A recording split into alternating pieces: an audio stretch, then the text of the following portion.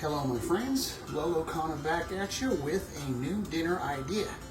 Tonight I am going to be cooking a hamburger and potato casserole. So all my ingredients for tonight, I have this 2-pound pork and beef mix. Pretty cheap, got this at my local not Kroger, but Smith's here in the west end of the United States. Of course, the Kroger's back east. Got me 6 potatoes all sliced and diced up, a full onion, a can of peas, a can of corn, a can of mushroom soup, and a can of cream chicken soup. Got a little bit of kettle and fire beef broth that I'll be mixing with the burger while I'm frying it up. Got some cornstarch, garlic powder, and chili powder that you'll see me using here in just a moment. You're probably thinking, what on earth are you going to use that for? Well, you're going to see. Then I've got some cheese here as well.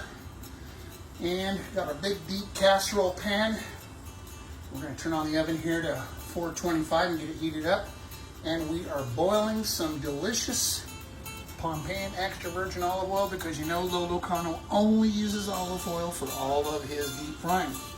So since I don't want to put raw potatoes into this casserole, it would take up to an hour to cook it. And I don't only want flavor, but I want some delicious texture. So when you bite into this casserole, you're going to get a crunchiness and then you're going to get a creaminess. The crunchiness is going to come from these deep fried potatoes, and then your creaminess is going to come from the burger mixed up with these delicious sauces and veggies. So it's really going to give a nice texture, a wonderful taste, and of course it's going to look good as well. So stay tuned and let's get cooking, shall we? Okay, so what we're going to do is we're going to add some of this cornstarch very liberally in with the potatoes. I already added some a minute ago, but it's just not enough. And we're going to add a little bit more of this chili pepper powder here and a little bit of our garlic powder. And then what I do is I close it up. And I do the shake, shake, shake. And what this does is it covers all of the potatoes. Oh, it's coming out of the end. And that way it's going to get a nicer, crispier effect when we fry it here in the boiling oil, which is starting to get very, very hot. So let's take a look at that, shall we? All right, pour some potatoes in there. I've only got a small pot here to do this in, so it's going to take a few times. Probably another couple more of these, and we'll have it all ready. As you can tell, it's already starting to brown out. And I'm telling you what, that seasoning, along with the cornstarch, is going to make really crispy and crunchy and looking brown. So let's go ahead and let that sit for a moment. I'll go ahead and get all those cooked. And then we'll go on with our next ingredients and get those cooked up as well. Okay, we're back here for a moment. I just wanted to show you, as you're deep frying your potatoes, as soon as they rise to the top, they're pretty much done. So that's your indicator that they are ready to be pulled out, okay? Some people might think, well, how long does it take before these get done? The moment you see them floating on top, like I said before, that is your indicator that they are ready to be taken out and to put in a new batch. Okay, my friends, all of the potatoes have now been fried. I'm just setting them there for the time being. I got my big deep frying pan here. We're going to go ahead and add the pork beef mix along with the onions. We're going to let all that saute in there first, and then we'll add some of our delicious McCormick, I just call it allspice, easier. I'll add that with a little bit of the beef broth, and then finally we'll add the veggies and the soup mixes, integrate all of that, and that'll be the first thing we put in that pan, and the potatoes and cheese will go on there after. So let's go ahead and start frying up this beef and pork mix. All right, we have the pork beef burger mix cooking now. I already added the McCormick allspice seasoning and the onions, and I went ahead also and added a couple of teaspoons of fresh crushed garlic instead of putting the garlic powder in there to give it a more tastier effect. So we're going to go ahead and let that cook up and brown before we go ahead and put that into the deep pan here. Stay tuned.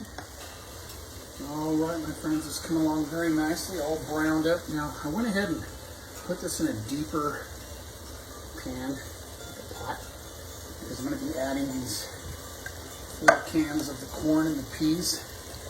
And also, I'm going to be adding those soups along with a little bit of the beef broth, so it was not going to be deep enough in that fry pan. So I'm going to go ahead now and add the soups and the beef broth here. Stir that up and I'll show you what it's looking like. Alrighty everyone, I've integrated all the ingredients together.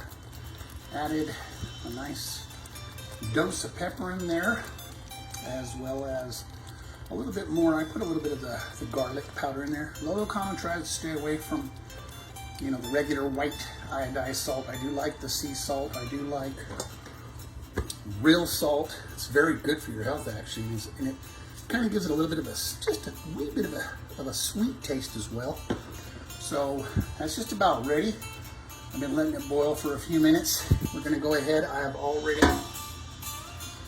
sprayed on the olive oil spray, the non-stick spray. So we're going to add that first. Secondly, the potatoes, and then the cheese. And I'll show you what it looks like before we put it into the oven to give it a nice baking and browning. Alrighty, Lolo Kano is back. Everything has been put into the big, deep pan here. Again, first of all, we put the burger casserole mix in there. Then the potatoes. Wow, those 6 potatoes covered it very nicely. And I had about a half a bag of that cheese left, which was just about right for me. Now, you can put on more if you want. It's your dish. You can do what you like. So we're going to go ahead now. And again, like I always like to do, I always like to put it in the top rack. So boy, that's heavy. I'm gonna put it in there. We got it preheated for 400 degrees, maybe between 450. And I'm gonna leave it in there for about 15 minutes. And then at that time, we'll pull it out and it should be nice and browned on top. All right, folks, check that out. It looks delicious and toasty. All right, my good friends, Lolo Kano is back.